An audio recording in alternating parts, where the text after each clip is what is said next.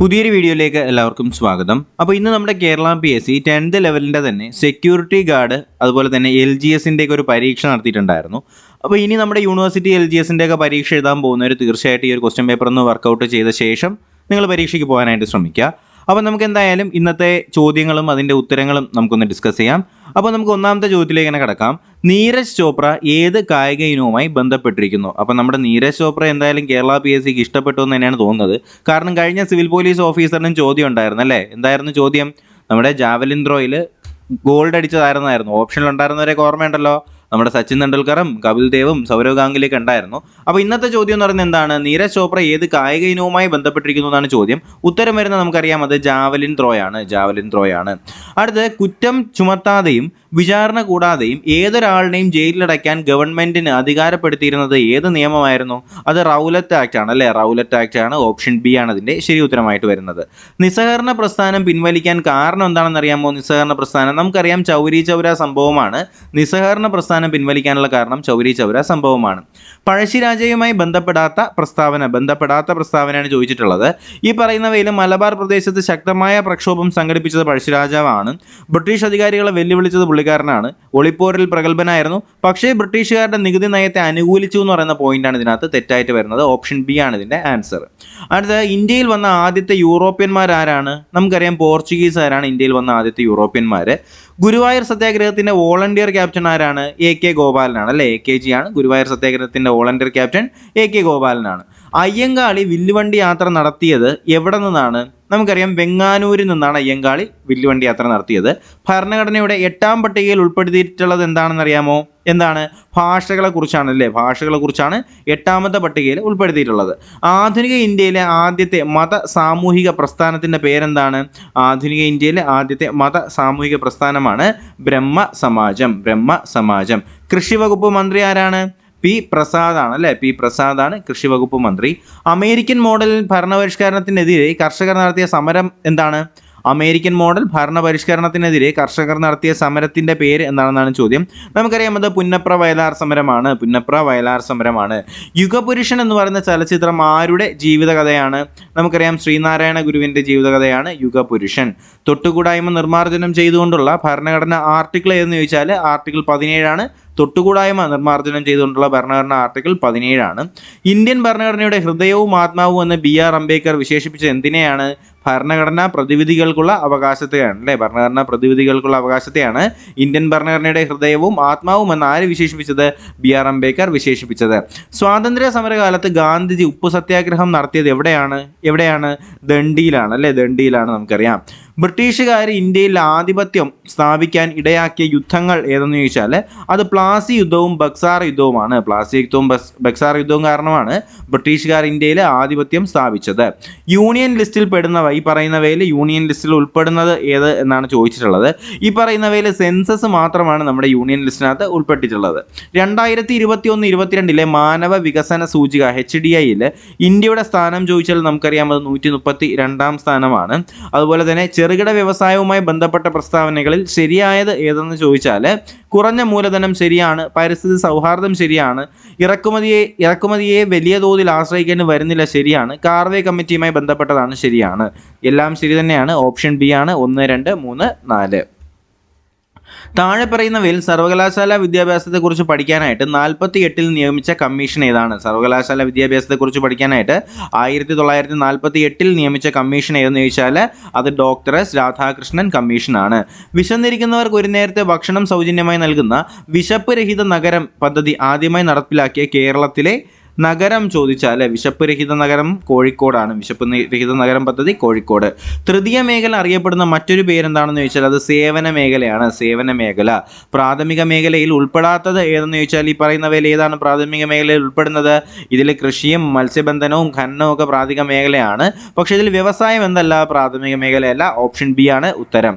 ദാരിദ്ര്യ നിർമ്മാർജ്ജനം ലക്ഷ്യമാക്കിക്കൊണ്ട് 1975-ൽ നമ്മുടെ ഇന്ദിരാഗാന്ധി ആരംഭിച്ച പരിപാടിയുടെ പേരെന്താണെന്ന് അറിയാമോ? അറിയാമോ?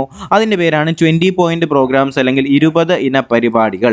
ചുവടെ കൊടുത്തിട്ടുള്ളവയിൽ കേരള സർക്കാർ ആവിഷ്കരിച്ച ശുചിത്വ സാഗരം അല്ലെങ്കിൽ സുന്ദരതീരം എന്താണ്? ശുചിത്വ സാഗരം സുന്ദരതീരം പദ്ധതിയുടെ ലക്ഷ്യം എന്താണ്?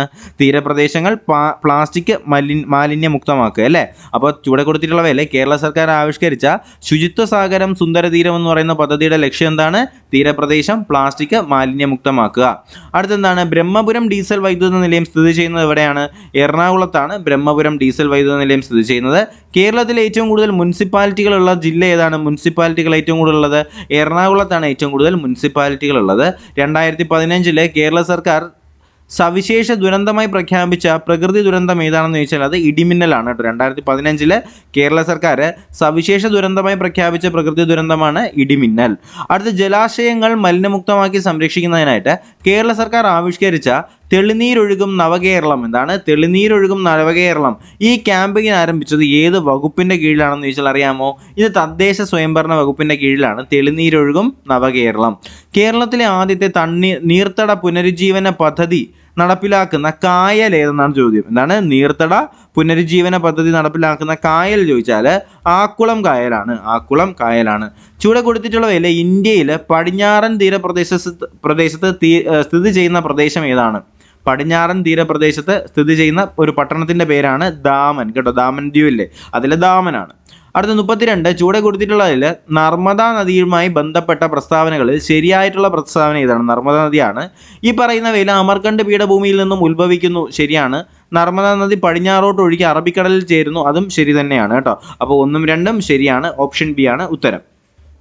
ഓപ്ഷൻ എ ആണ് ഉത്തരം. അടുത്ത ഇന്ത്യയിൽ ഏറ്റവും കൂടുതൽ മഴ ലഭിക്കുന്ന കാലം ഏതാണെന്ന് അറിയാമോ? മഴ ലഭിക്കുന്നത് തെക്ക് പടിഞ്ഞാറൻ മൺസൂണിലാണ്. ഏറ്റവും കൂടുതൽ മഴ ലഭിക്കുന്നത് തെക്ക് പടിഞ്ഞാറൻ മൺസൂണിലാണ്. അടുത്ത ചോദ്യം, ഇന്ത്യയിൽ ഏറ്റവും കൂടുതൽ ജനസംഖ്യയുള്ള രണ്ടാമത്തെ സംസ്ഥാനം ഏതെന്നാണ് ചോദ്യം. ഉത്തരം വരുന്ന മഹാരാഷ്ട്രയാണ്. ഏറ്റവും കൂടുതൽ ജനസംഖ്യയുള്ള രണ്ടാമത്തെ സംസ്ഥാനം മഹാരാഷ്ട്രയാണ്. 2014 ജൂൺ മാസം 2-ാം തീയതി ഇന്ത്യയിൽ നിലവിൽ വന്ന പുതിയ സംസ്ഥാനം 2014 ജൂൺ 2-ന് ഇന്ത്യയിൽ നിലവിൽ വന്ന പുതിയ സംസ്ഥാനമാണ് തെലങ്കാന. ഇന്ത്യയുമായി ഏറ്റവും നീളം കൂടിയ അതിർത്തി പങ്കുവയ്ക്കുന്ന രാജ്യം ഏതാണ്? ഇന്ത്യയുമായി ഏറ്റവും നീളം കൂടിയ അതിർത്തി പങ്കുവയ്ക്കുന്ന രാജ്യമാണ് ബംഗ്ലാദേശ്. അടുത്ത മതികെട്ടാൻചോല ദേശീയോദ്യാനം സ്ഥിതി ചെയ്യുന്ന താലൂക്ക് ഏതാണ്? മതികെട്ടാൻചോല അറിയാമോ? ഏതാണ്? ഉടുമ്പൻചോലയാണ്. മതികെട്ടാൻചോല ചെയ്യുന്ന താലൂക്കാണ് ഉടുമ്പൻചോല. പശ്ചിമഘട്ടത്തിലെ ആനമല കുന്നുകളിൽ നിന്നും ഉത്ഭവിക്കുന്ന നദി ഏതാണെന്ന് ചോദിച്ചാൽ ഭാരതപ്പുഴയാണ് കേട്ടോ. പശ്ചിമഘട്ടത്തിലെ ആനമല കുന്നുകളിൽ നിന്ന് ഉത്ഭവിക്കുന്നത് ഭാരതപ്പുഴയാണ്. കേരളത്തിൽ ഏറ്റവും കൂടുതലായി കാണപ്പെടുന്ന മണ്ണിനം ചോദിച്ചാൽ ഏതാണ്? ചെങ്കൽ മണ്ണാണ് ഏറ്റവും കൂടുതൽ കാണപ്പെടുന്നത്. ചെങ്കൽ മണ്ണാണ്. 2019 ഓഗസ്റ്റ് മാസം മലപ്പുറം ജില്ലയിലെ കവളപ്പാറയിൽ ഉണ്ടായ പ്രകൃതി ദുരന്തത്തിൻ്റെ പേരെന്താണ്? അറിയാമോ? അതാണ് ഉരുൾപൊട്ടൽ കേട്ടോ. കവളപ്പാറയിൽ ഉരുൾപൊട്ടലാണ് ഉണ്ടായത്. പത്മശ്രീ ലഭിച്ച കേരളത്തിലെ ആദ്യത്തെ കായിക താരം ആരാണെന്നറിയാമോ? PT ഉഷയാണ്. പത്മശ്രീ ലഭിക്കുന്ന കേരളത്തിലെ ആദ്യത്തെ കായിക താരമാണ് PT ഉഷ. തട്ടേക്കാട് പക്ഷി സങ്കേതം സ്ഥിതി ചെയ്യുന്ന താലൂക്ക് ചോദിച്ചാൽ കോതമംഗലമാണ് കേട്ടോ. കോതമംഗലത്താണ് തട്ടേക്കാട്, കോതമംഗലം. ഇന്ത്യയിൽ ബാങ്കിംഗ് ഇതര ധനകാര്യ സ്ഥാപനങ്ങളുമായി ബന്ധപ്പെട്ട ശരിയായ പ്രസ്താവന. ഇന്ത്യയിലെ ബാങ്കിംഗ് ഇതര ധനകാര്യ സ്ഥാപനങ്ങളുമായി ബന്ധപ്പെട്ട ശരിയായ പ്രസ്താവന ഈ പറയുന്നവയിൽ ഏത് എന്നാണ് 44-ാമത്തെ ചോദ്യം.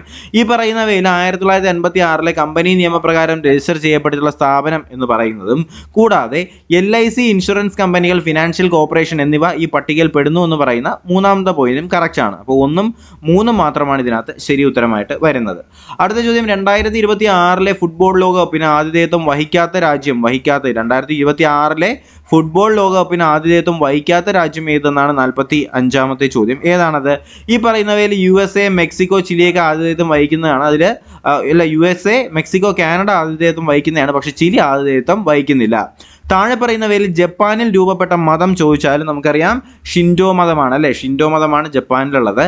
കർണാടക സംഗീതത്തിൽ രാത്രിയിൽ ആലപിക്കുന്ന ഗാനം ചോദിച്ചാൽ നീലാംബരിയാണ്. കർണാടക സംഗീതത്തിൽ രാത്രിയിൽ ആലപിക്കുന്നത് നീലാംബരിയാണ്. എൻ്റെ ഇന്ത്യ പ്രണയ വിസ്മയം എന്ന് പറയുന്ന പുസ്തകം രചിച്ചതാരാണ്? കേട്ടിട്ടുണ്ടാവും. മജീഷ്യൻ ഗോപിനാഥ് മുതുകാടിൻ്റെ പുസ്തകമാണ് എൻ്റെ ഇന്ത്യ പ്രണയ വിസ്മയം. ആകാശത്തിൻ്റെ നീല നിറത്തിന് കാരണമായ പ്രകാശ പ്രതിഭാസം ചോദിച്ചാൽ സിമ്പിൾ ക്വസ്റ്റ്യൻ ആണ്, വിസരണമാണ് അല്ലേ. ആകാശത്തിൻ്റെ നീല നിറം വിസരണം. ഏത് മൂലകത്തിന് അറ്റോമിക് നമ്പറാണ് 100 എന്ന് പറയുന്നത്? കേട്ടിട്ടുണ്ടോ? 100 എന്ന് പറയുന്നത് ഫെർമിയത്തിൻ്റെ ആണ് കേട്ടോ. ഫെർമിയത്തിൻ്റെ അറ്റോമിക് നമ്പറാണ് 100. ബിഗ് ഇഞ്ച് എന്ന് പറയുന്നത് ഏത് രാജ്യത്തെ പെട്രോളിയം പൈപ്പ് ലൈനാണ്? ബിഗ് ഇഞ്ച് അറിയാമോ? Big inch USA petroleum pipe ലൈനാണ് ബിഗ് ഇഞ്ച്. ഇന്ത്യയിലെ ആദ്യത്തെ സൈബർ പോസ്റ്റ് ഓഫീസ് ആരംഭിക്കുന്നത് എവിടെയാണ്? ചെന്നൈയിലാണ്. ഇന്ത്യയിൽ ആദ്യത്തെ സൈബർ പോസ്റ്റ് ഓഫീസ് ആരംഭിക്കുന്നത് ചെന്നൈയിലാണ്. തോട്ടവിള ഗവേഷണ കേന്ദ്രം സ്ഥിതി ചെയ്യുന്നത് എവിടെയാണെന്ന് ചോദിച്ചാൽ നമുക്കറിയാം, അത് കാസർഗോഡിലാണ് തോട്ടവിള ഗവേഷണ കേന്ദ്രം. താഴെ കൊടുത്തിരിക്കുന്നവയിൽ ഹരിതഗ്രഹ വാതകം ഏത് എന്ന് ചോദിച്ചാൽ ഈ പറയുന്നവയിൽ ഹരിതഗ്രഹ വാതകം നമുക്കറിയാം, അത് കാർബൺ ഡൈ ഓക്സൈഡ് ആണ്. മെനിഞ്ചൈറ്റിസ് രോഗം മനുഷ്യ ശരീരത്തിന്റെ ഏത് അവയവത്തെയാണ് ബാധിക്കുന്നത്?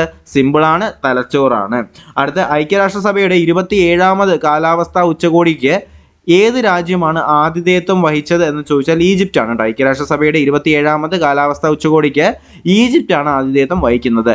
22ലെ ലോകാരോഗ്യ സംഘടന ആഗോള ആരോഗ്യ അടിയന്തരാവസ്ഥയായി പ്രഖ്യാപിച്ച രോഗം ഏത് എന്ന് ചോദിച്ചാൽ ഏത് രോഗമാണെന്ന് അറിയാമോ? അതിൻ്റെ പേരാണ് മങ്കി പോക്സ് കേട്ടോ. അപ്പോൾ 22ലെ ലോകാരോഗ്യ സംഘടന ആഗോള ആരോഗ്യ അടിയന്തരാവസ്ഥയായി പ്രഖ്യാപിച്ച രോഗമാണ് മങ്കി പോക്സ്. വൈറ്റമിൻ സിയുടെ കുറവ് മൂലം മനുഷ്യരിൽ ഉണ്ടാകുന്ന രോഗമാണെന്ത്? സ്കർവി. വൈറ്റമിൻ സി കുറഞ്ഞാൽ സ്കർവി ഉണ്ടാകും. മനുഷ്യ മസ്തിഷ്കത്തിലെ ഭാഗമായിട്ടുള്ള സെറിബ്രത്തെക്കുറിച്ച് താഴെ പറയുന്നവയിൽ നിന്നും ശരിയായ പ്രസ്താവനകൾ കണ്ടെത്താനാണ് പറയുന്നത്. ഈ പറയുന്നവയിൽ ചിന്താ, ബുദ്ധി, ഓർമ്മ, ഭാവന എന്നിവയുടെ കേന്ദ്രം ശരിയാണ്. ഐച്ഛിക പ്രവർത്തനങ്ങളെ നിയന്ത്രിക്കുന്നു എന്ന് പറയുന്ന 2ഉം 3ഉമാണ് ഇതിനകത്ത് ശരിയായിട്ട് വരുന്നത്. ജലത്തിന്റെ സാന്ദ്രത എത്രയാണെന്ന് അറിയാമോ? ജലത്തിന്റെ സാന്ദ്രത അത് 1000 കിലോഗ്രാം മീറ്റർ ക്യൂബാണ്. 1000 കിലോഗ്രാം മീറ്റർ ക്യൂബാണ്. മൊബൈൽ ചാർജ് കുറയുമ്പോൾ അല്ലെങ്കിൽ മൊബൈൽ ചാർജ് ചെയ്യുമ്പോഴുണ്ടാകുന്ന ഊർജ്ജ മാറ്റം ചോദിച്ചാൽ വൈദ്യുതോർജ്ജം അത് രാസോർജ്ജമായി മാറുന്നു കേട്ടോ. വൈദ്യുതോർജ്ജം രാസോർജ്ജമായിട്ട് മാറുന്നു. സ്വാഭാവിക റബ്ബറിന്റെ ഗുണങ്ങൾ മെച്ചപ്പെടുത്തുന്നതിനായിട്ട് അതിൽ ചേർക്കുന്ന പദാർത്ഥത്തിന്റെ പേരാണെന്ത്? അറിയാമോ? അതിനാണ് സൾഫർ കേട്ടോ. സൾഫറാണ് ചേർക്കുന്നത്. സ്വാഭാവിക റബ്ബറിന്റെ ഗുണങ്ങൾ മെച്ചപ്പെടുത്താനായിട്ട് സൾഫർ ചേർക്കുന്നുണ്ട്. ഇന്ത്യൻ സൈന്യം അടുത്തിടെ ആരംഭിച്ച green solar energy plant harnessing plant എവിടെയാണ് വരുന്നത്? Green solar energy harnessing plant എവിടെയാണ് സ്ഥിതി ചെയ്യുന്നതെന്ന് അറിയാമോ? സിക്കിമിലാണ് കേട്ടോ. സിക്കിമിലാണ്. ലോക ചരിത്രത്തിൽ സ്ഥാനം പിടിച്ച ബഹിരാകാശ വിനോദയാത്രയിൽ പങ്കെടുത്ത ഏറ്റവും പ്രായം കുറഞ്ഞ വ്യക്തി ആരെന്ന് ചോദിച്ചാൽ ആരാണ്? ഒലിവർ ഡീമർ ആണ് കേട്ടോ. ഒലിവർ ഡീമൻ ആണ്. അടുത്ത് സ്ട്രീറ്റ് ലൈറ്റുകളിൽ റിഫ്ലക്ടറായി ഉപയോഗിക്കുന്ന ദർപ്പണം ഏതാണ്? സ്ട്രീറ്റ് ലൈറ്റുകളിൽ റിഫ്ലക്ടറായി ഉപയോഗിക്കുന്നത് അത് കോൺവെക്സ് ദർപ്പണമാണ്. സ്ട്രീറ്റ് ലൈറ്റിൽ റിഫ്ലക്ടറായിട്ട് ഉപയോഗിക്കുന്നത് കോൺവെക്സ് ദർപ്പണമാണ്.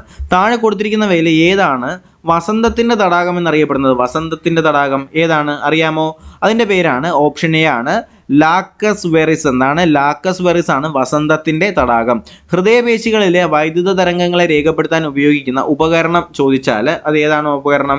അതിൻ്റെ പേരാണ് ഇലക്ട്രോ കാർഡിയോഗ്രാം. ചെറിയ മുറിവിൽ നിന്നുപോലും അമിതമായി രക്തനഷ്ടം ഉണ്ടാകുന്ന രോഗാവസ്ഥയെ പറയുന്ന പേരെന്താണ്? ഹീമോഫീലിയ. ഹീമോഫീലിയ, രക്തം കട്ടപിടിക്കാത്ത അവസ്ഥ. രക്തദാനവുമായി ബന്ധപ്പെട്ട് ചുവടെ കൊടുത്തിട്ടുള്ള പ്രസ്താവനകളിൽ നിന്ന് ശരിയായത് രക്തദാനമാണ്. രക്തദാനവുമായി ബന്ധപ്പെട്ട ശരിയായ പ്രസ്താവന ഏതെന്നാണ് ചോദിച്ചിട്ടുള്ളത്. ഈ പറയുന്നവയിൽ 18നും 60നും ഇടയിൽ പ്രായമുള്ളവർക്ക് രക്തദാനം ചെയ്യാൻ കറക്റ്റാണ്. ഗർഭിണികൾ, മുലയൂട്ടുന്ന അമ്മമാർ എന്നിവർക്ക് രക്തദാനം ചെയ്യാൻ പാടില്ല. 2ഉം 3ഉമാണ് ഇതിനകത്ത് ശരിയായിട്ട് വരുന്നത്. ഓപ്ഷൻ സി ആണ് ഉത്തരം. അടുത്ത് ആമാശയ രസത്തിൽ അടങ്ങിയിട്ടുള്ള ആസിഡ് ചോദിച്ചാൽ നമുക്കറിയാം, അത് ഹൈഡ്രോക്ലോറിക് ആസിഡ് ആണ് അല്ലേ? ഹൈഡ്രോക്ലോറിക് ആസിഡ് ആണ്. 71 ഏത് വിറ്റമിൻ്റെ കുറവ് മൂലമാണ് നിശാന്തത ഉണ്ടാകുന്നത്? നിശാന്തത വൈറ്റമിൻ എ ആണ് അല്ലേ? നൈറ്റ് ബ്ലൈൻഡ്നസ് വൈറ്റമിൻ എ ആണ്. താഴെ തന്നിട്ടുള്ളവയിൽ നിന്ന് ശരിയായ പ്രസ്താവന എഴുതുക. ശരിയായ പ്രസ്താവനയാണ് ചോദിച്ചിട്ടുള്ളത്. ഇതിൽ എയ്ഡ്സിന് കാരണമായിട്ടുള്ള സൂക്ഷ്മജീവികൾ വൈറസ് ആണെന്ന് പറയുന്ന പോയിന്റാണ് ഇതിനകത്ത് ശരി ഉത്തരം. അടുത്ത ചോദ്യം, ചുവടെ കൊടുത്തിട്ടുള്ളവയിൽ ഹോർമോണുകളിൽ അതിൻ്റെ അഭാവം മൂലമാണ് ഏതിൻ്റെ അഭാവം മൂലമാണ് ഒരാളുടെ രക്തത്തിലെ പഞ്ചസാരയുടെ അളവ് സാധാരണ നിലയേക്കാൾ കൂടുതലാകുന്നത്? അപ്പോൾ നമ്മുടെ ഹോർമോണുകളിലെ എന്തിൻ്റെ അഭാവം കാരണമാണ് ഒരാളുടെ രക്തത്തിലെ പഞ്ചസാരയുടെ അളവ് സാധാരണ നിലയേക്കാൾ കൂടുതലാകുന്നത് എന്ന് ചോദിച്ചാൽ അത് എന്താണ്? അതിൻ്റെ പേരാണ് ഇൻസുലിൻ കേട്ടോ. ഇൻസുലിൻ. ആൻറ്റിബയോട്ടിക് ആയിട്ടുള്ള പെൻസിലിൻ കണ്ടുപിടിച്ചത് ആരാണ്? പെൻസിലിൻ കണ്ടുപിടിച്ചത് അലക്സാണ്ടർ ഫ്ലെമിംഗ് ആണ് അല്ലേ? ചില രോഗങ്ങളും അവയ്ക്കെതിരെയുള്ള വാക്സിനുകളും കൊടുത്തിട്ടുണ്ട്. ഈ പറയുന്നവയിൽ നിന്ന് ശരിയായ ജോഡി ചോദിച്ചാൽ ക്ഷയം, BCG വാക്സിൻ എന്ന് പറയുന്ന പോയിന്റ് മാത്രമാണ് ഇതിനകത്ത് ശരിയായിട്ട് വരുന്നത്. 76 കേരളത്തിലെ ഇപ്പോഴത്തെ ആരോഗ്യ വകുപ്പ് മന്ത്രി ആരാണ്? വീണ ജോർജ് ആണ് അല്ലേ? ശ്രീമതി വീണ ജോർജ് ആണ്. അടുത്ത് താഴെ തന്നിട്ടുള്ളവയിൽ ഏത് രോഗവുമായി ബന്ധപ്പെട്ടതാണ് റെഡ് റിബൺ അടയാളം? റെഡ് റിബൺ അടയാളം നമുക്കറിയാം എയ്ഡ്സ് അല്ലേ? എയ്ഡ്സുമായി ബന്ധപ്പെട്ടതാണ് റെഡ് റിബൺ അടയാളം. അടുത്ത ലോകാരോഗ്യ സംഘടനയുടെ ആസ്ഥാനം ചോദിച്ചാൽ ജനീവയാണ്. ലോകാരോഗ്യ സംഘടനയുടെ ആസ്ഥാനം ജനീവയാണ്. COVID-19 കാരണമായിട്ടുള്ള രോഗാണുക്കൾ ഏത് വർഗത്തിൽപ്പെടുന്നു അറിയാമോ? COVID-19 വൈറസ് ആണ് അല്ലേ? വൈറസ് ആണ്. എല്ലാവർക്കും ദാനം ചെയ്യാനാകുന്ന രക്തഗ്രൂപ്പ് ചോദിച്ചാൽ O പോസിറ്റീവ് ആണ്, O ഗ്രൂപ്പാണ്. അടുത്ത മാത്സ് ആണ്. അതിൽ 81ാമത്തെ ചോദ്യത്തിന് ശരി ഉത്തരം ഓപ്ഷൻ എ ആണ്. അടുത്ത 82ാമത്തെ ചോദ്യത്തിന് ശരി ഉത്തരം ഓപ്ഷൻ ബി. 82 ഓപ്ഷൻ ബി ആണ് ഉത്തരം വരിക. 83ാമത്തെ ചോദ്യത്തിന് ശരി ഉത്തരം ഓപ്ഷൻ ഡി. 83 ഓപ്ഷൻ ഡി ആണ്. അടുത്ത 84 ഓപ്ഷൻ ഡി ആണ്. അടുത്ത് വരുന്നത് 85 ആണ്. 85ാമത്തെ ചോദ്യം ഓപ്ഷൻ എ ആണ്. അടുത്ത് 86ാമത്തെ ചോദ്യത്തിന് ശരി ഉത്തരം ഓപ്ഷൻ സി ആണ്. 86 ഓപ്ഷൻ സി ആണ്. അടുത്ത 87ാമത്തെ ചോദ്യമാണ് ഓപ്ഷൻ സി ആണ് ശരി ഉത്തരം. 88ാമത്തെ ചോദ്യത്തിന് ശരി ഉത്തരം ഓപ്ഷൻ ഡി ആണ്. 89ാമത്തെ ചോദ്യം ഒറ്റയാനെ കണ്ടെത്തുക എന്നാണ്. ഈ പറയുന്നവയിൽ സെയിൽസിംഗ് ആണ് അല്ലേ, സെയിൽസിംഗ് ആണ് ഇതിൽ വരേണ്ടത്. അടുത്ത 90ാമത്തെ ചോദ്യത്തിന് ഉത്തരം വരുന്നത് ഓപ്ഷൻ ഡി ആണ്. NML ആണ് ശരി ഉത്തരം. 91ാമത്തെ ചോദ്യത്തിന് ശരി ഉത്തരം വരുന്നത് ഓപ്ഷൻ എ ആണ് 19 മിനിറ്റ്. 92ാമത്തെ ചോദ്യത്തിന് ശരി ഉത്തരം ഓപ്ഷൻ ഡി ആണ്. ഓപ്ഷൻ ഡി ആണ് 92ാമത്തത്. ഓപ്ഷൻ ഡി ആണ് ഉത്തരം വരിക. അടുത്ത 93ാമത്തെ ചോദ്യത്തിന് ശരി ഉത്തരം വരുന്നത് 93 ഉണ്ടല്ലോ, 93 ഇതിൽ ഓപ്ഷൻ സി ആണ് ഉത്തരം 93. അടുത്ത 94 വരുന്നത് ഓപ്ഷൻ എ ആണ്. 95ാമത്തെ ചോദ്യത്തിന് ഉത്തരം വരുന്നത് ഓപ്ഷൻ ബി ആണ്, ഐസ് ആണ്. 96 ആണെന്നുണ്ടെങ്കിൽ ഓപ്ഷൻ സി 4. 97 ആണെന്നുണ്ടെങ്കിൽ ഓപ്ഷൻ ബി ആണ്. 97 ഓപ്ഷൻ ബി ആണ്. 22.071. 98 ആണെന്നുണ്ടെങ്കിൽ ഓപ്ഷൻ എ ആണ് കേട്ടോ. 98 ഓപ്ഷൻ എ ആണ്. 99 ആണെന്നുണ്ടെങ്കിൽ ഓപ്ഷൻ സി ആണ്. 100 ആണെന്നുണ്ടെങ്കിൽ അത് ഓപ്ഷൻ ഡി ആണ്. അപ്പോൾ ഇതാണ് നമ്മൾ ഇന്ന് ഡിസ്കസ് ചെയ്തിട്ടുണ്ടായിരുന്ന നമ്മുടെ ഇന്നത്തെ കേരള PSCയുടെ ക്വസ്റ്റ്യൻ പേപ്പർ എന്ന് പറയുന്നത്. അപ്പോൾ ഈ ഒരു പരീക്ഷ ഇതൊരു മോഡൽ എക്സാം പോലെ കണ്ടിട്ട് ഈ ക്വസ്റ്റ്യൻ വീഡിയോ കംപ്ലീറ്റ് ആയിട്ട് കാണുന്ന ആരെങ്കിലും ഉണ്ടെങ്കിൽ തീർച്ചയായിട്ടും എന്ത് ചെയ്യുക, നിങ്ങൾക്ക് എത്ര മാർക്ക് കിട്ടുന്നു എന്നുള്ള കാര്യം നിങ്ങൾ എന്ത് ചെയ്യുക, ഈ വീഡിയോയുടെ താഴെ കമൻറ്റ് ബോക്സിൽ കമൻറ്റ് ആയിട്ട് പറയുക. അപ്പോൾ എന്തായാലും ഇതുപോലെ ക്ലാസ്സുകളും വീഡിയോസിനും വേണ്ടിയിട്ട് ചാനൽ സബ്സ്ക്രൈബ് ചെയ്യാൻ മറക്കരുത്. അപ്പോൾ എന്തായാലും നമുക്ക് പുതിയൊരു വീഡിയോയും ക്ലാസ്സും ഒക്കെ ആയിട്ട് ഉടനെ തന്നെ കാണാം. വീഡിയോ ഇഷ്ടമായെങ്കിൽ ലൈക്ക് ചെയ്യുക, അതുപോലെ തന്നെ കൂട്ടുകാരിലേക്ക് കൂടി ഷെയർ ചെയ്ത് കൊടുക്കുക. അപ്പോൾ പുതിയൊരു വീഡിയോയും ക്ലാസ്സും ഒക്കെ ആയിട്ട് കാണുമ്പോഴേക്കും എല്ലാവർക്കും bye bye, good bye, take care.